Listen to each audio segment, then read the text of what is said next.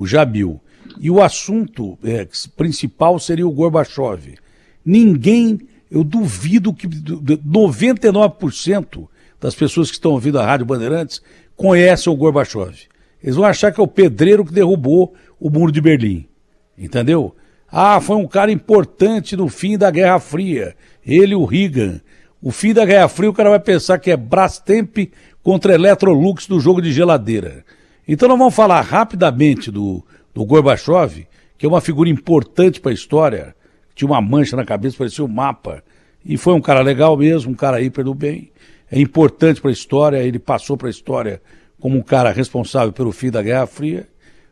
O Reagan, que era um cowboy, participou disso também com uma atividade enorme, foi ali logo depois que caiu o Muro de Berlim. Tá bom, então vamos falar 1,5 segundo do Gorbachev e vamos falar do que interessa para o Brasil, que o Jamil vai escolher o assunto internacional que mais importa para o Brasil hoje.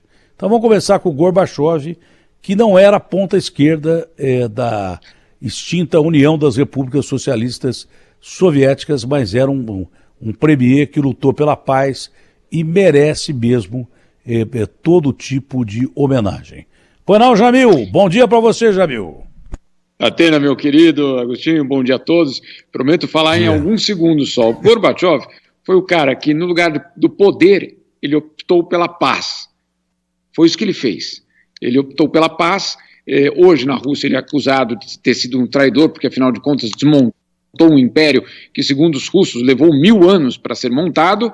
Mas a verdade é que o mundo, naquele momento, estava num ponto extremamente perigoso e que, claro, poderia, como aconteceu em vários momentos, gerar um confronto direto, um confronto que colocaria fim à nossa experiência na Terra, simplesmente isso.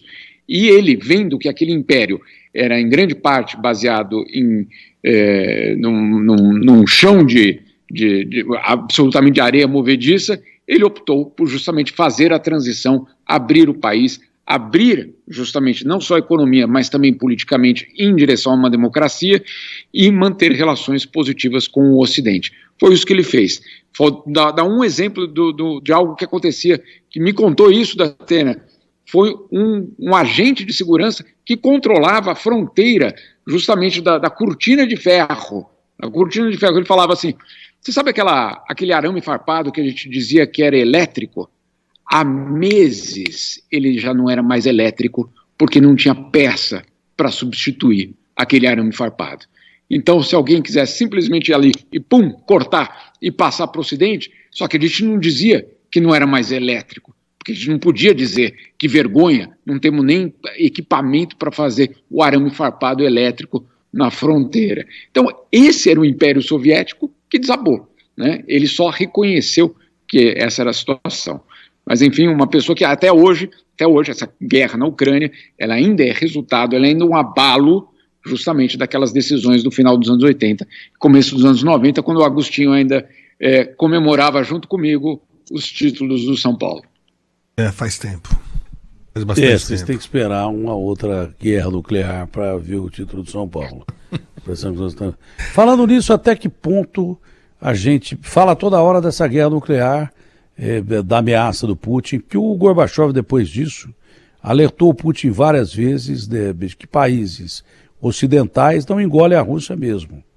Já não engolia a União Soviética e não engolem a Rússia mesmo. Ele terminou com a Guerra Fria e tal, mas ele sempre falou para o Putin, olha, cuidado que os caras não gostam da gente. Agora, até que ponto a gente está perto de um desenlace aí da Ucrânia, ou então de uma catástrofe que pode ser, no mínimo, uma guerra convencional, mesmo que restrita. O poder das armas convencionais hoje é brutal, né? Não se compara ao poderio nuclear, mas uma arma convencional hoje de destruição em massa é terrível. Você vê as bombas que estão soltando aí da Ucrânia, não é? Até que ponto a gente está chegando perto de um desenlace para o lado positivo ou para o lado negativo? Datena, eu estive com o Gorbachev 5 vezes em conversas bastante longas e numa delas ele falou duas dessas coisas que você acabou de citar. A primeira, não há como confiar cegamente nos americanos. Ponto. Isso ele me disse. não é que ele disse alguém, era essa percepção mesmo.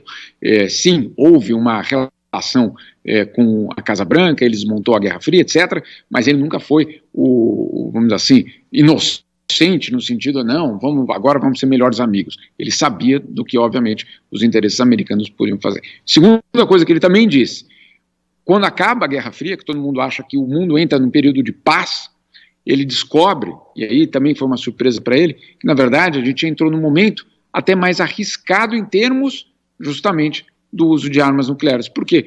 Porque não existia mais esse acordo tácito entre as potências de que, não, eu não uso, você não usa, ponto final. Hoje você tem justamente essa concretização do que ele falou, que você tem um mundo mais complicado, menos previsível. O que acontece hoje na Ucrânia? Na Ucrânia você ainda tem os dois lados, ucranianos e russos, que acham que podem vencer militarmente. Por isso que não existe, eu estou aqui na ONU hoje, por isso que aqui está absolutamente vazio qualquer possibilidade de acordo de paz, uma negociação diplomática. Por quê? Porque os dois lados acham que podem ganhar militarmente. Você está brigando com alguém e acha que pode vencer em termos físicos, você não fala, não vou fazer um acordo agora. O outro lado pensando exatamente a mesma coisa. O problema é que, claro, por exemplo, hoje, uma das grandes acusações é de que a usina nuclear no sul da Ucrânia tem sido alvo de ataques nas proximidades. Ninguém quer atingir a usina, mas, Datena, nem sempre num conflito militar. Nem sempre num conflito militar. Cai um míssil ali. Se cai um míssil Exatamente. ali, a tragédia é grande, não só para a Ucrânia, para a Rússia, mas para a Europa inteira. É pior que Chernobyl, pelo que dizem. E aí vai prever o desenlace. Essa usina é 5 vezes maior do que Chernobyl. 5 vezes. Pois é, isso vai ser considerado pela Rússia um ataque nuclear. E ela vai responder a caráter. E aí amanhã nós vamos estar onde o Gorbachev está agora, sentado à mão direita de Deus Pai. Eu ia perguntar se você estava num cenário virtual, mas você está na ONU, hein? Mas que bacana estar na ONU. Eu não estou no cenário virtual, não. Olha que legal. Olha que legal. Finlândia, a Finlândia é fronteira da Rússia. Já que estamos falando da fronteira, a Finlândia ficou sem lugar hoje, não. A Rússia, a Finlândia. Então, mas está querendo entrar para a OTAN também, isso vai dar um bode desgraçado. Qual a possibilidade de entrar para a OTAN? Finlândia, Suécia, Noruega, porque aí a coisa vai ficar mais feia ainda. É uma possibilidade real, inclusive, porque a OTAN já sinalizou para todos eles que eles são bem-vindos. A OTAN quer justamente essa ampliação. E aí a grande preocupação é de que essa guerra, que era para justamente conter a OTAN, olha só que curioso, ela vai gerar a expansão da OTAN se o Putin não parar imediatamente. O problema é que ele não vai parar, pelo menos por enquanto. 2 últimas perguntas. O João, cadê o João? Ô, João. Tô aqui. João. Oi. Ô, João, você tá vendo quem que você tá fazendo esperar? O cara tá sentado na ONU e pegou uma placa da Finlândia. Ele podia pegar a placa de qualquer país que ele queria. Aí você faz o cara esperar 20 minutos na linha. O Jamil Chad tá na ONU e falou assim, deixa eu pegar a placa da Finlândia aqui, ô Datenão. E não foi preso. Quer dizer que o homem é conhecido na ONU. Aí aparece a foto dele com o Gorbachev. Não pode... Ô João, você tem que aprender. Você que tem um futuro brilhante. Eu acho você um menino genial. Você tem que aprender quando o cara é mais velho e é um dos maiores jornalistas do Brasil, você tem que chamar o cara logo, João. Não, perfeito, Datenão. E falar de operação não sei aonde. Pode ter operação no Tatuapé, na Zona Leste, mas o Jamil Chad pegou uma placa da Finlândia. Espera um pouquinho, Datenão, deixa eu pegar uma placa da Finlândia. Como se ele estivesse na sala da casa dele, Agostinho. E você também comentando, né? Você não parava mais de comentar. O cara tem moral. Agostinho, você não parava de comentar. Agora o cara tá na ONU, ele pode pegar uma placa que ele quiser ali. Você vê a intimidade. Se entrar na Câmara Municipal de São Paulo aqui, eu sou detido para averiguação. Na Câmara Municipal. E a foto dele com o Gorbachev. Parecia ele mais novinho ali, o Gorbachev. Quantos anos faz que você tirou essa foto com o Gorbachev? Faz uns 10 anos, acho que 2013. 9 anos. E nós estamos fazendo um cara que entrevistou o Gorbachev 6 vezes. Esperar aqui. Isso é um absurdo. Jamil, duas perguntas que eu acho capitais, né? Sim. Como é que o mundo vê as eleições no Brasil, não é? O Jamil que até apanhou de segurança do governo lá acho que foi em Paris, sei lá onde foi. Mas como é que o mundo está vendo exatamente as eleições no Brasil? Qual é o enfoque que o mundo dá às eleições no Brasil? E se tem alguma boa notícia em questão de favorecimento da economia brasileira com os sinais que nós estamos tendo da saída de uma pandemia e mesmo com uma guerra, invasão que não termina nunca. Datena, olha, pela primeira vez, eu estou aqui há 22 anos, pela primeira vez eu vi um debate entre candidatos para presidente sendo alvo de notícias aqui no exterior no dia seguinte. Então isso deixou muito claro o debate, claro, no domingo aí na Bandeirantes. Aquele debate no domingo, na segunda-feira, os jornais Financial Times, a Bloomberg, o Le Monde, todos comentando o debate brasileiro como se fosse um assunto internacional, como se fosse um assunto de interesse de todos. Para mim, aquilo ali foi muito claro, um sinal de que a eleição vai ser acompanhada de muito perto pela comunidade internacional. Tem, claro, um medo de uma ruptura democrática, isso existe, porque em todos os artigos, em todas as conversas que eu tenho, esse tema volta, mas também tem uma outra curiosidade da parte internacional, da parte da comunidade internacional. Como o Brasil vai lidar com a desinformação, com as fake news, com os ataques contra a democracia? Como que o Brasil vai lidar com isso? Que é uma experiência grande num país gigantesco, num país que importa para o mundo, e aí está todo mundo de olho. A última grande eleição que teve algo parecido foi a dos Estados Unidos, Donald Trump, e a gente viu o que aconteceu naquele dia 6 de janeiro. Então o mundo quer saber, isso vai ser repetido? Isso não vai ser repetido? O Brasil tem instituições sólidas, suficientes para virar a página e fazer qualquer processo? Então isso é muito importante, né? Essa parte é importante. Você sabe que eu não acredito em golpe, porque eu acho uma coisa tão demodê esse negócio de golpe. E não acredito que os militares brasileiros estejam mobilizados para golpe. Eu acho que isso é mais bobagem que de vez em quando o presidente fala. Eu fui o primeiro cara a perguntar para ele há 2 anos atrás. Falei, ô presidente, o senhor vai dar um golpe na bucha? Ele falou assim, ô Datena, você acha que se eu fosse dar um golpe, eu ia falar para você, quem dá golpe não avisa, ó. Então, entre brincadeiras e outras, eu sei até que ponto. Eu duvido que vá ter golpe. Mas eu jamais imaginei que eu fosse narrar a invasão do Capitólio. Eu nunca na minha vida passou pela minha cabeça que o Estado que representa a democracia no mundo seria a Grécia atual, né? Começou lá, mas que representa a democracia. Os Estados Unidos da América do Norte tivessem lá o seu Congresso invadido por gente que era contra a democracia, porque aquilo é um ato contra a democracia. Então, nunca diga nunca. Quando eu vi o Capitólio sendo invadido, eu falei, que é isso? Coisa absurda. O Congresso brasileiro não chegou a ser invadido, ele chegou a ser rodeado de uma mensagem democrática. Os caras abraçaram o Congresso. O Capitólio, os caras entraram com arma dentro do Capitólio, aquilo foi um absurdo, e o culpado disso aí é esse Donald Trump, não tem dúvida nenhuma, é uma das maiores aberrações que a gente viu surgir num país democrata como os Estados Unidos. Você pode gostar ou não, é império. Império gosta dele primeiro, que disse o Gorbachev.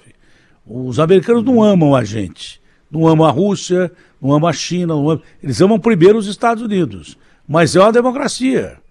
Quando eu vi o Capitólio ser invadido, eu falei, não é possível. Então, os caras acham que se aconteceu lá, pode acontecer aqui. Tomara que não, né, Jamil?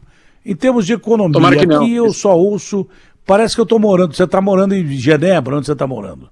Onde você está morando? Isso, Genebra. Parece Genebra. Que eu estou em Genebra.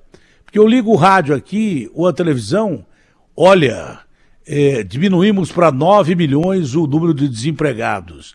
Olha, parece que Jesus Cristo voltou e a gente não está sabendo, eu duvido de tudo isso. Duvido. No governo Dilma não tinha pandemia e tinha 14 milhões de desempregados. Outro dia a gente estava com 14 milhões de desempregados. E outra coisa, mesmo se tivesse com 9 milhões e 300 mil desempregados, é quase que a população de Bruxelas, pô, que é a capital da Comunidade Europeia. A população de Bruxelas não, a população da Bélgica, não é? Que é onde tem a capital da Comunidade Europeia. São 11 milhões de habitantes. A gente comemora, e eu acho que é mentira, porque não tem 9 milhões, tem muito mais de 9 milhões de pessoas ou em trabalho informal, porque eles não contam, por exemplo, o trabalho informal, o cara que desistiu de procurar emprego, e tem muita gente nessa situação. No mínimo tem uns 11, 12 milhões de brasileiros sem emprego. É a população de um país inteiro cuja capital é a capital da Comunidade Europeia. Então não dá para comemorar isso. Agora, me diga uma coisa, em relação à economia, o que é que pode melhorar ou piorar para o Brasil, em termos internacionais? Primeiro, você tem toda a razão em colocar esse número, porque de fato ele é maior do que a população da Suíça inteira. Então, imagina um país inteiro do tamanho da Suíça desempregado. Então, comemorar não é, obviamente, o caso. Você colocou 2 pontos aí absolutamente fundamentais. As pessoas que desistiram de procurar emprego, eles não entram mais. Deve ser verdadeiro, a gente não tem nem censo, Jamil. Tem cidade que tem mais eleitor do que habitante. A gente nem sabe quantos caras moram aqui. Entendeu? Eu desconfio desses números. Agora, sobre a economia mundial... Sou ligado nesses números, não. Agora, sobre a economia mundial, tanto o FMI como o Banco Mundial apontam que o segundo semestre vai ser difícil, por conta da guerra, por conta da questão de energia, e 2023 não vai ser ainda um ano de recuperação. Dito isso, o Brasil, se fizer um trabalho bem feito, tem chance de tirar vantagem. Não é se beneficiar, sair nadando em dinheiro, não é isso, mas preencher a lacuna que existe no mundo em termos de abastecimento de alimentos. Essa possibilidade o Brasil tem. Agora, mesmo que faça isso, mesmo que o Brasil exploda de vender alimentos para o mundo, precisa saber se essa receita das exportações vai acabar se transformando em investimento em saúde, educação, etc. Ou seja, você não pode só pensar que basta vender que a vida de todos os brasileiros vai ficar melhor. Não é assim que funciona, obviamente. Agora, o Brasil, se fizer uma boa jogada, se apresentar ao mundo como eventualmente uma solução, uma alternativa à Rússia e Ucrânia, se apresentar como aquele parceiro confiável, pode ganhar espaço. Mas para isso, Datena, vai ter de remar, viu? Vai ter de voltar a convencer o pessoal de que nós somos confiáveis. Para encerrar, qual plaquinha que você pode encerrar aí pegando tudo? Pô, estamos na onda com o Jamil, pô, tem que aproveitar. Pega a plaquinha que está mais próxima aí, vai. Vamos ver qual a plaquinha que tem ali. Aqui é por ordem alfabética, então. Aqui é por ordem alfabética. Etiópia. Que coisa. Esse é o país que está longe da Ucrânia e que sofre a guerra na Ucrânia. Porque os alimentos não chegam. Então é uma guerra na Ucrânia, mas o impacto é mundial. Um dos maiores, não sei se é o maior produtor de grãos do mundo, mas é um dos maiores, né? A Ucrânia é um dos maiores, né? Bom, Jamil, foi um prazer fantástico falar com você. E da próxima vez, o Agostinho, que já é velho de guerra, quando falar que tem o Jamil, tem que parar.